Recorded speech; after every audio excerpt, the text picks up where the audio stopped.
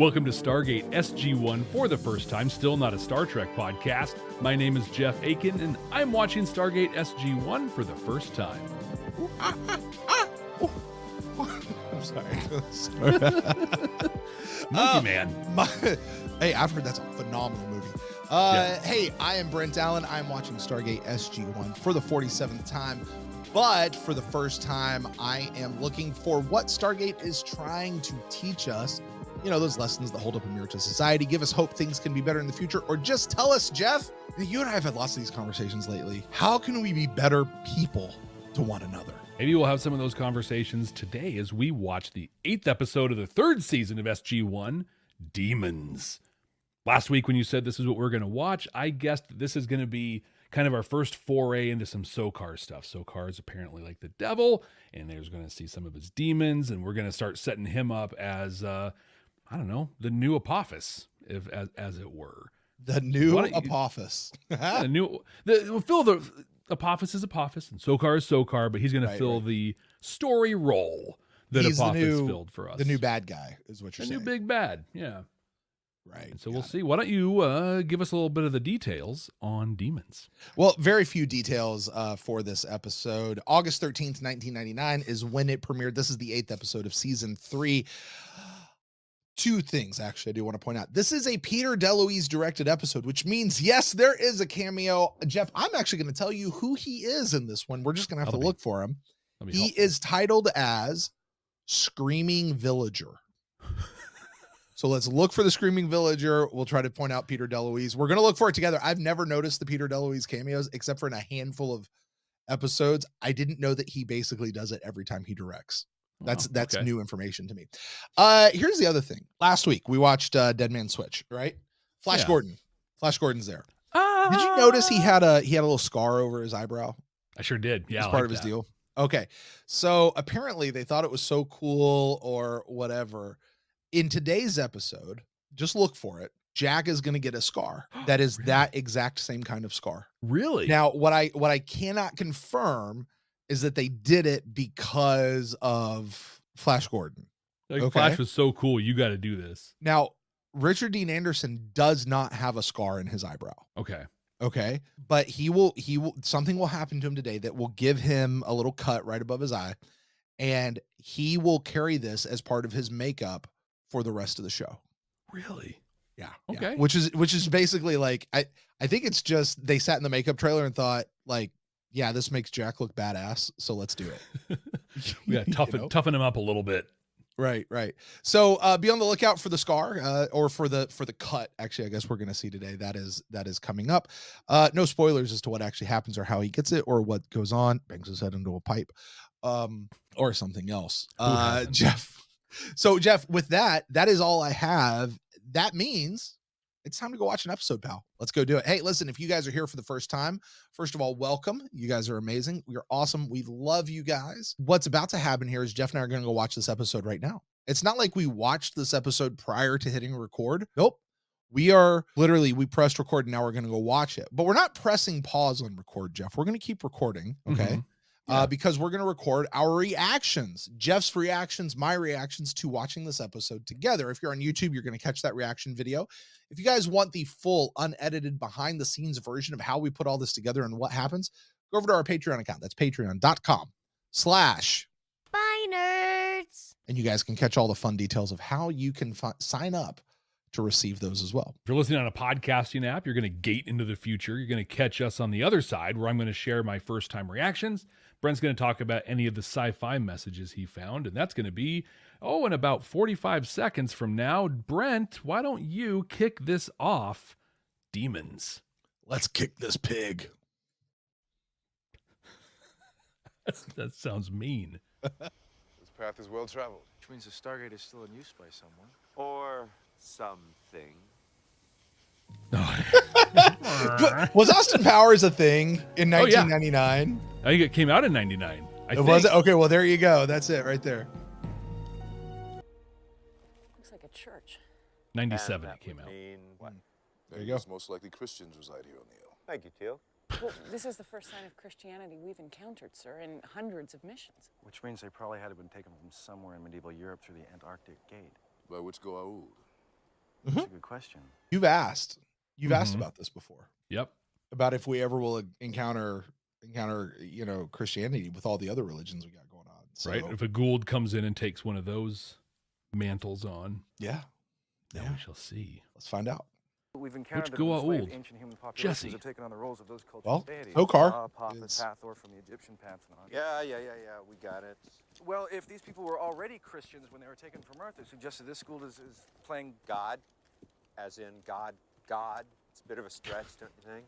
I know of no Goa'uld capable of showing the necessary compassion or benevolence that I've read of in your Bible.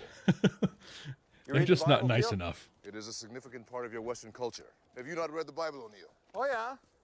Yeah, not all of it. Almost nobody has Actually, ever listening to actually, tape. it- Read the almost whole nobody thing. who says that Don't tell has me how it ever ends. actually done it. Don't tell me how it ends, he says. We're still waiting to see. Or are we?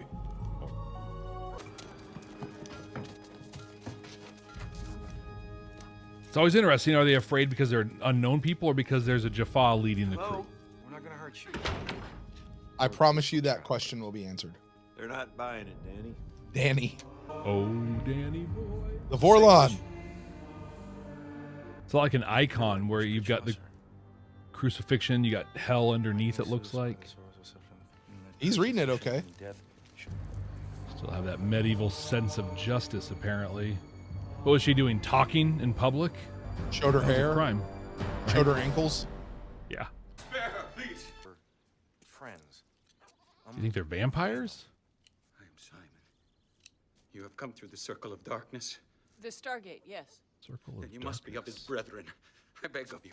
Mary is so young. She did nothing to warrant sacrifice. Whoa! What sacrifice? You leave her body. The village canon may choose another possessed soul. You think we're demons. He thinks we're demons. Uh-huh. Demons can take many shapes. Major Carter, shield her eyes. Shield her eyes. I'm going to do something terrible. I always feel like, what if that superheats the metal? Into the house quickly. And it goes, yeah. Leave her body, please. Come on, get up. Take me in her place. Oh, stop that, will you? Come on. Let's go. Come on. Listen to me. We're not demons. And Mary is not possessed. From the looks of it, she's a little sick. If you let us, we might be able to help her. We have these things called antibiotics. And soap. You can just wash her hands. Right. Hey, so we've actually seen this guy before, Jeff. Really? This guest actor. He was in the episode Korai, the one that was blaming Teal'c for the death of his father. Yeah. That's same actor, obviously different role, but Chickenpox. Trust me. Time of sacrifice is at hand. The elders will have to perform the trepanning ritual tonight to cleanse her. Well, they drill a hole in the person's head. By drilling the hole, the little spirits are released, thus saving the person from eternal damnation. or Thus, releases saving pressure the person. on the brain, cranial Call pressure. them Dark Ages because it was dark. Dragging him in garden. Scourging and grunting. That's him. That's that was him. That was Peter him? DeLuise. Oh, yeah, Screaming that was him. Villager. There Yeah, you that was go. the Screaming Villager. That was him. That snarling definitely sounded like a demon. Unas? You're correct, O'Neill. The first host of the Goa'uld. Whoa. Bringing them back, baby. We only killed one Unas. I thought there only was one. Unas, uno, one? They are, in fact, a species. The time of sacrifice is at hand. So see, does he have a symbiote? And My yes. Lord Satan calls for 5 wretched souls to be claimed as his. That is most definitely not James Earl Jones's voice, though. No, no. He's playing the devil. Would you like to know who it is? I happen The to know. actor? Yeah. Who is it? Yeah. Well, actually, Time's at hand. I'll tell you after the show. Okay. It's not a demon. He's going to be like, oh, okay. All right. Right? Thanks for clearing This that up. demon is nothing more than a parasite that inhabits another creature. Show him. Your fear is Show its him. greatest power over you. You do not fear it? We do not. Simon, do you want us to do this? We're not in God's hands. There's no way he understands the threat. Canon Like, has it returned. means nothing to him. Yeah, but he's getting consent. I mean, Yeah. of course, he's asking one person to speak for like the entire planet right now. But still, It's like, hey, we're going to do this thing. Something bad might happen. You don't understand it. Is it cool if we do this thing that you've wanted for thousands of years? Is that all right? So this is not the same actor that plays Colonel Mayborn. You ever come down the path? But I always feel like The circle of he's darkness? like his stunt double or something. Something like that. You gave them entrance to your home? Yes, but I do not believe they mean us harm. The tricks of Satan and his minions are many. We come as friends, sir. Exactly what a demon would say. He's gonna kiss him. This one bears the mark of the devil. You had to get that close to see it. If you are human, as you say, then your souls are damned. All right, that's enough. Have a nice day. You shall be struck down. Okay, thanks. No. Oh. You can't.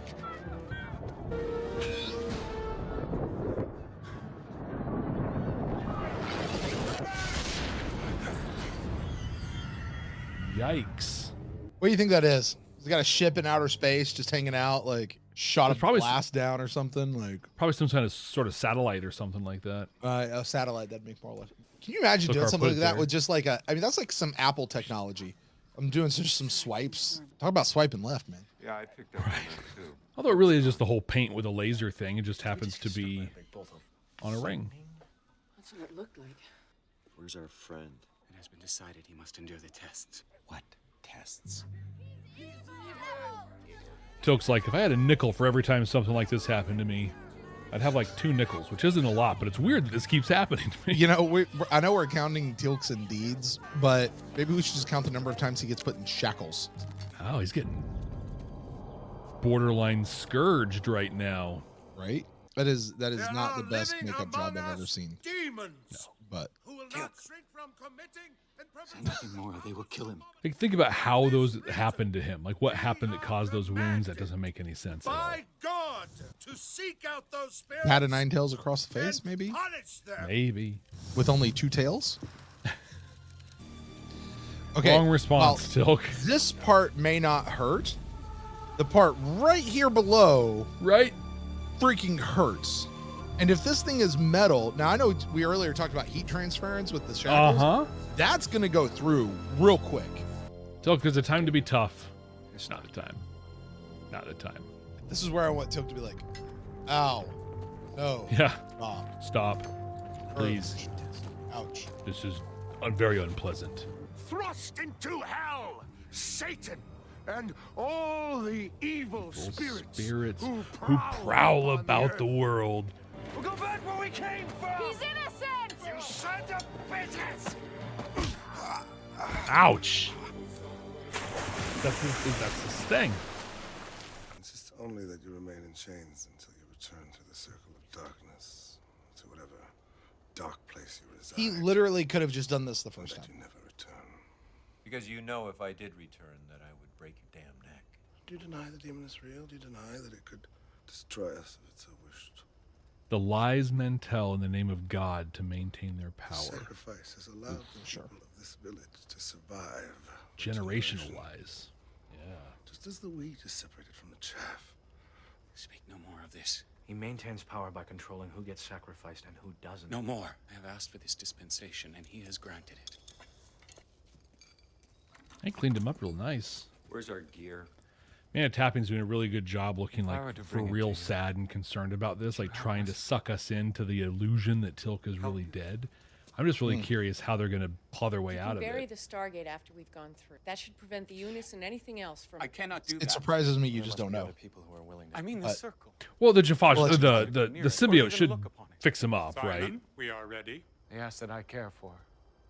If you're not willing to help, it falls to me to try to cleanse her soul before the canon chooses. I have no choice. You'll kill her. Better that she die among us than at the hands of the devil himself. Jack, Considering that Unis is the devil, comes out, he looks like him. A young It's a reasonable because one fear. man has made a pact with the devil. Teal'c will have died for nothing if nothing good comes from this. Okay, I'll tell you what. To be a You lot guys start pain back here in a without me. I'm just second, gonna go but see if I can stop these people from drilling a hole in the head of a young girl. get all high and mighty, Daniel. Jeez, just Right.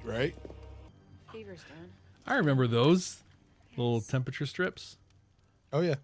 Have you released that which possessed me? You got better all by yourself, Mary. There was never a demon inside you. Just a viral infection, So, Simon, which could be considered a demon, you would depending. happen to have the keys to these, would you? Totally the right response. Right.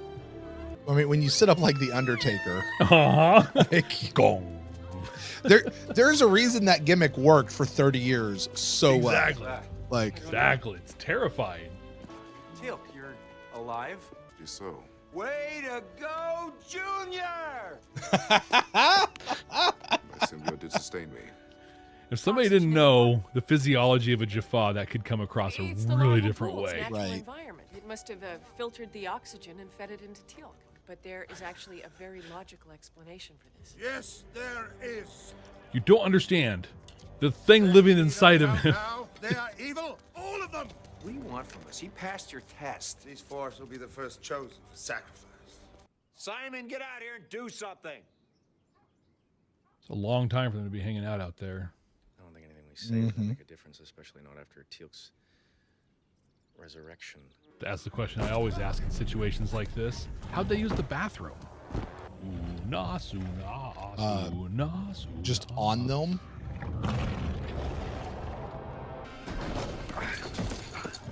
Oh, yeah.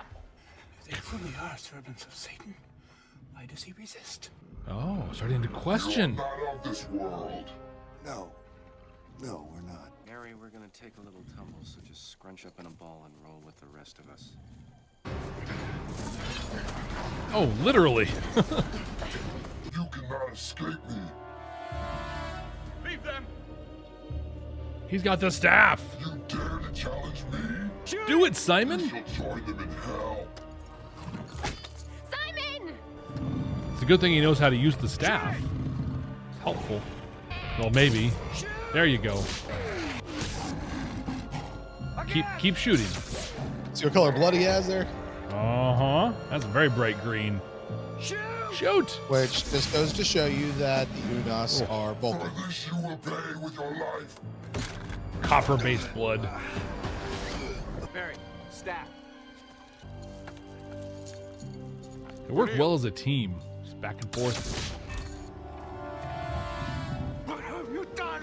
The demon comes. Release me. Oh, cannon's gonna get blasted. My God is with me always. There you go. Like David before Goliath, the demon threw him aside and then he fell. The Unas' wounds were too severe. Even the Gwal within him could not save him. So, And bled out? not a demon. As you said, you've opened my eyes. Sokar will be awaiting the return of the Unas. He will send others. Which is why you've got to bury the circle of darkness after we've gone through. I feel like they say that. Bury the Stargate like it's just a thing to do. Right. You know what it takes to take that thing down and dig a hole that big for a society like this? I was gonna say, because it's sitting in some sort of a rut, so you got to get that cleared out to where it can even go up, because you're not going to lift it up. You know? No way. Or just push it over, like, no way. What happened? Went into him. What went into him? Go no further. Oh. You've done nothing.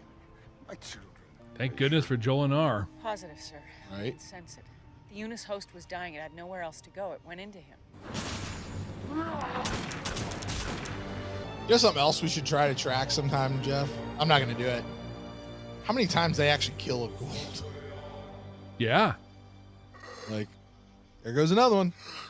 This one may not be a system lord, but you know. But it's still a Gould. Yeah. A Goa'uld. Was that the symbiote or the cannon asking for forgiveness? In your agony in the garden. We'll bury the gate immediately, and there will be no more sacrifices. Thank God.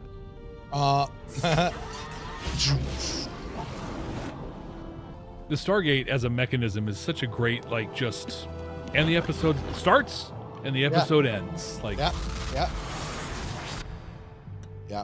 I mean, this is the second episode in a row we haven't even been to the SGC. Exactly. Like, we haven't seen Hammond in 2 episodes. All right. Well, Jeff, welcome back. Welcome back to you. I want to welcome back the audio listeners who have just gated into the future. They have joined us. You and I have just watched the episode Demons. You for the very first time, me for the 47th time. But you, my friend, take us through it. Your very first watch through. What about it?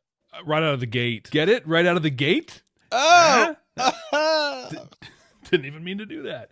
Wow. Well, right out of the gate, I was pretty excited about this one because, as you pointed out, very early on in this journey of Stargate SG1, I was like, hey, do we ever get like Christianity in this whole thing? Do we get the Goulds playing that? And this was such a cool take on this. There was a line I think Jack said where he's like, oh, they're not playing God. They're playing the devil. So it's not like we're going to have a Gould as Jesus or as God or even as Moses, you know, or Elijah or anything like that. None of the big names. Let's flip it, right? And just like, let's be Satan. And they straight out called Sokar Satan. Yeah. That's who he was. Yeah. It's a really cool idea for I don't know, playing that up. And I think it's just, I think it's brave of the series to do that. So far, we've seen it take on dead cultures and dead religions for the most part. I'm sure there's people out there still practicing them, and, you know, more power to them. But this is a very modern, thriving religion in the world, and they're going to take it on. Now, they took it on in the medieval sense of it, which I think was a great mechanism for them to tell a very scathing like side of Christianity that arguably was some of the worst expression of the Christian faith in history was during that time, used to do horrible things to people. And we saw that happen in this one. But I enjoyed this episode for that, right? Like, let's take a critical look at a moment in time, you know, that still reverberates into the present for us. When I was watching this, I really thought that there's a version of my recap, a version of you going into the Sci-Fi messages where we do what we've done quite a bit in on our Babylon 5 podcast and start diving into how the Christian faith was displayed, how it was shown, you know, in a way that's not relevant anymore or whatever. But I don't know that that's really, I don't know if that's the value in this one. I think it was neat. Like, I want to call it was neat they did that.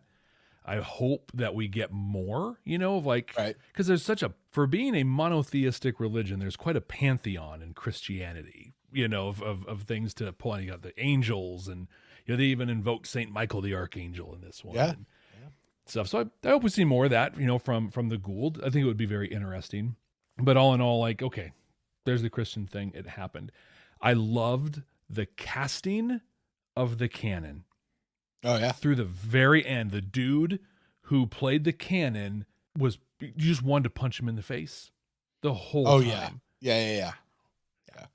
He just played that whole, like, especially when he says to Simon, he's like, you need to stop asking so many questions, kid. And he's eating, you know, that whole, let me ask you this. And this is me getting a little real. Folks that have been around this show, have been around us for quite a while. You've heard several soliloquies, mostly by me, but you too, about the ideas of forgiveness and how that gets couched in everyday life and being free to forgive, and being generous with forgiveness. Was there a part of you, or maybe a huge part of you, or just every part of you, that when he says at the end, he goes, "Forgive me," that you were just like, no, I don't want to.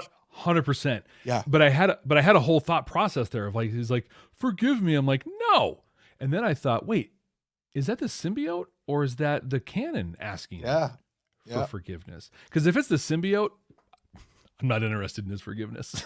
You know, right.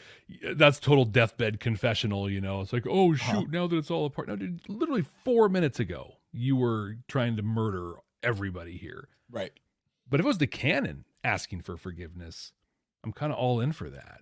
He Really? said, Okay. I am. He said, All right. and this, you know, here we go. He says, had I not seen it with my own eyes, I wouldn't have believed.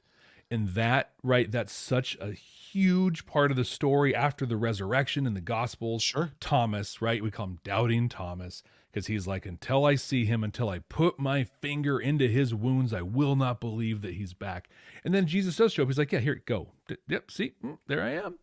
And we use that, you know, to this day as like that, you know, thing of faith. You know, do you have to see it? Well, he did. Canon saw it and immediately was like, oh, shoot, I was wrong. Up to that point in his life, he had no reason to think he was wrong. I think that's a thing that's difficult in episodes like this is we can watch it. In fact, I'll say we and Captain Kirk can watch it because in a big way, this was a TOS episode of, hey, we're going to come to this planet. We're going to completely rip your society apart and then tell you to shut it down and we're going to leave. Right. But they're going to come in and look at this and be like, yeah, this is messed up. It's not okay. But when they were asking him about his ring, that really cool ring he had that activated the satellite or the whatever that was doing. They never really lightning explained blast. that, did they? Not at all. And you know what? That's okay. Didn't need it. Yeah. Don't need it. If this was made today, they would, because you have to explain everything now, you know. Sure. Don't need it. He's got a ring. It does a thing. It's probably some Gould something. But what's important about that ring is it had been passed down through generations. So we know that this society has been in place for at least 1,000 years, according to Daniel, probably more. So at that, I mean, when you have a literal monster walking through your village, scooping people up and saying that they're the devil, you're going to believe that's the devil. Like, there it is. And so the canon was doing his job. Now, he, like many people who are given that kind of power, totally let it go to his head, right? Was clearly making some choices that were self-serving or whatever. But at the end, when he saw that he was wrong, maybe that was him asking for forgiveness. And Simon was on it. You want forgiveness? Here it is. When he was saying that at the end, he was saying the prayer. I had flashbacks to passing through Gethsemane from Babylon 5, where it's just like, yeah, you go, and when you ask for that forgiveness, you get it, you know. And as we've talked about many times, you get it, maybe not right away, you know, but you get it. Simon was all about giving it. I was way into this episode all the way until the end. Not the very end, but like just before the end. Mm-hmm. They show up. Unas is down on the ground, his green blood. He's, out. Cannon's over there like, oh my goodness. And he's like, oh yeah, his wounds were too bad. So like he hit dude and then he died. And I'm like, seriously? He bled out? That's it? Like those couple, we needed Thor's hammer to take out James Earl Jones Unas. Yeah. Couple staff shots and he bleeds out and we don't even get to see it. I was that really makes upset by that. That makes me sad you pushed that through, because you know who was the Unis in this one? Huh. Or at least the voice. It was Chris Judge. Seriously? Yeah.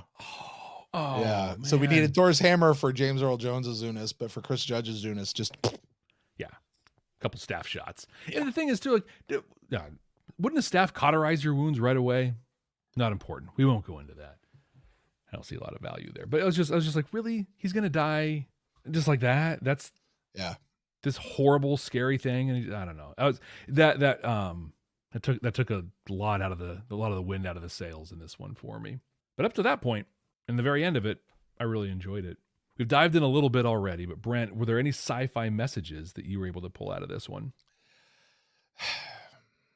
Jeff, way back when I was doing speech and other things. No, I had a professor of mine who basically taught us how to deliver speeches, sermons, whatever, with great conviction. One of the things he said was, you should always have a cannon shot for the heart. And a lot of times when you listen, people don't have the cannon shot for the heart. It's more like they just pick up like a handful of pebbles and they just sort of throw them at you and see what happens. As far as messages go, I feel like this is more of the pebbles that got thrown at me, more than just here's the message they were going for. That being said, I did pull some out of here. There's one right at the very beginning. Jack says, and by the way, I want to run these through the litmus test of hope for a better future, mirror to society, and how can we be better humans to each other, right? Kind of that's the litmus test I'm using. So Jack says, how long have these people been like this? 1,000 years? That's long enough. We have the power to help these people, and we should. And then he turns to the guy and he goes, do you want us to help? I don't know how much I'm on the train of we have the power to help, and so we should, or we have an obligation to. We have that idea. This is an idea certainly that was around when I was a kid growing up. Like, hey, if you see somebody getting beat up, you don't do anything about it, that's on you, and you're just as guilty as the other person. I don't know that I'm actually with that these days. I get the idea, but I don't think that's as hard, fast rule. Okay. But I love what Jack did next. He said, I can help you. We can help do this. I'm here ready and available to help. Do you want my help?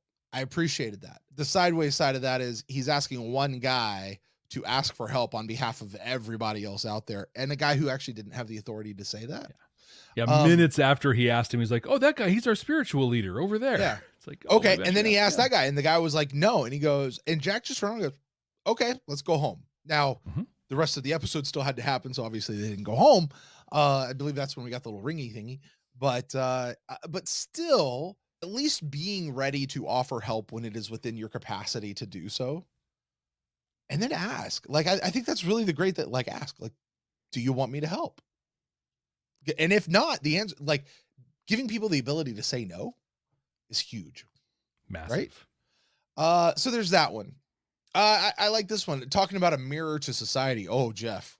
It's hard to watch this and not think of a mirror to society, whether present day society or even past day society, but a total abuse of power by people in charge. I'm not even going to limit it to the Christian and Catholic Church. I'm just going to show it to everything. Abuse of power by the people in charge. He tells the guy at one point, basically, he's like, look, if you don't do what I want you to do, the next time they come around, I can't protect you. In other words, you're going to be one of the ones to go off, and I'm going to make sure that you go. Yeah. If you don't do what I tell you to do. It's filthy.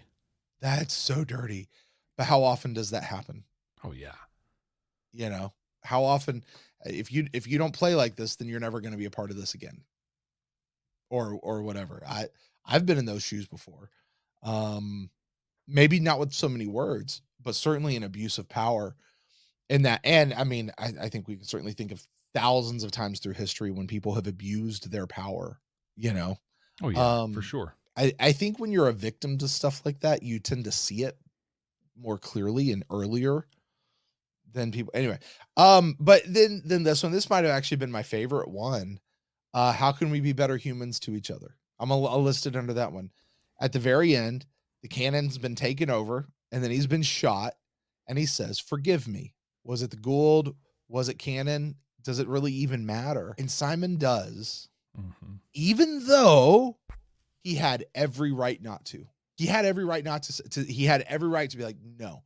I got to be honest. I want him to say no every single time I'm watching. Like, nope, not for you. Yeah, not for you, Londo. Not gonna happen.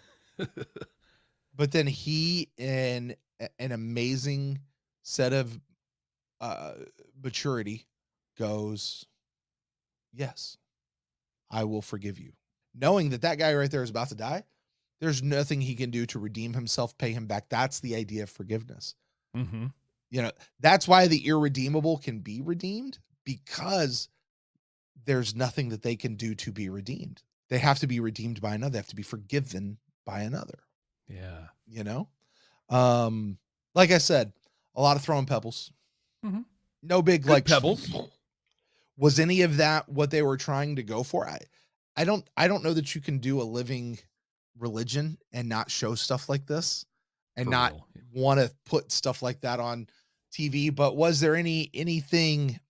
What do they all amalgam to? I'm going to give them one chevron each. 3 chevrons for me for this episode. That works. They're good pebbles. They weren't driven home or anything. It's just kind of there, and that works. Yeah. Three's a good. That's very generous. That's good. Very generous, he says. Well, Jeff, my job, my friend, is to rate these episodes. It is your job to rank these episodes in our 100% completely accurate and definitive ranking of season 3 of Stargate SG1. This is episode 8. You have 7 on the list so far. That order of 7 at the top of the list is Fair Game. Going down, number 2 is Learning Curve. Number 3 is Into the Fire. 4 is Legacy. 5 is Dead Man's Switch. I'll go ahead and round out the last 2. Point of View coming in at number 6, and Seth coming in at number 7. Jeff, where are you placing in our ranking this episode? Brent, we have a new top 5 coming up until the very end of this episode. Oh, and it all kind of fell apart for me. That Unis dying the way that it died just really killed it for me. This is going to be our new number 6, right under Dead Man's Switch. Fair enough. I don't disagree with that one in the least. Not in the least at all. All right, Jeff. Well, with that, I guess there's only one more bit of business to do. That's it for the end of Demons. We're officially done with that. Moving on to the next episode. Would you like to know what that episode is titled? Yeah, let me know. All right, make a guess. Here's the title: Rules of Engagement. Rules of Engagement. SG1 is going to go to a planet. That's my prediction. No, they're going to go to a planet. They're going to do something wrong, essentially, and they're going to come back. Hammond has to, I don't know, lock him up. There'll be some sort of an investigation, something like that. That in the end turns out everything was fine, but this is going to be more. We're heading back to the SGC, and not going to spend a lot of time on another planet. Just maybe we won't even see it. They'll go in, they'll come back out, or maybe the episode will start with them coming back in the SGC. Yeah. And Jack's just like, "Yep, it all fell apart, whatever." And Hammond's like, "Yeah, I got to lock you up." And then they're going to go over the rules of engagement. There you go. I'm not speaking one bit to the quality of this episode. In fact, I'd say this episode fits perfectly in season 3. Right where it is. It is one that I tend to like a lot, though. Oh yeah. Again, I'm not speaking to the quality of the episode. This is just a Brent. Like, for whatever reason, this episode tickles my fancy. Like, all right. I dig it. I don't know how other people feel about it. I don't know how the fandom as a whole, but I don't mind saying that. Anyway, I don't usually give you that, but I do enjoy this next episode a bit. All right, Jeff, with that, that's going to do it for us right now on Stargate SG1 for the first time. Hey, thank you guys so much for joining us out there. Please be sure to like, subscribe, rate, share with somebody that you know who loves Stargate, or like my good friend Jeff over there, needs to get into it. You're amazing. You're awesome. Thank you so much. It's time to get out of here. Until next time, folks. See you. Hey, Brent. Yeah. I had no idea. I'm looking at some of the credits here now that we're done watching it. I'm looking at some stuff. I had no idea that Lady Gaga was involved in this episode. Indeed. You're supposed to ask me what she was involved in this episode. Oh, yeah. So you didn't put it in the note. What? She was involved in this episode? Yeah. Unas, unas, unas, unas. For crying out loud. That was the correct ending. So that one for you. Oh. You know, Jeff, this is normally where we do Club 65. It is, but you know we what? are going to cut this one short. I have Club Dad going on. You got Club Dad going on. Yeah. And I got Club Sleep going on. So, hey, you guys are amazing. Thank you so much for sticking around. Drop 65 down in the comments. Let us know that you were here. I really don't have anything else to say about this episode. You know what? They got Club 65 in the middle of this episode. They really did. If you guys were, yeah, if you guys were watching that. So, all right, we'll talk to you guys later. Peace out. See ya.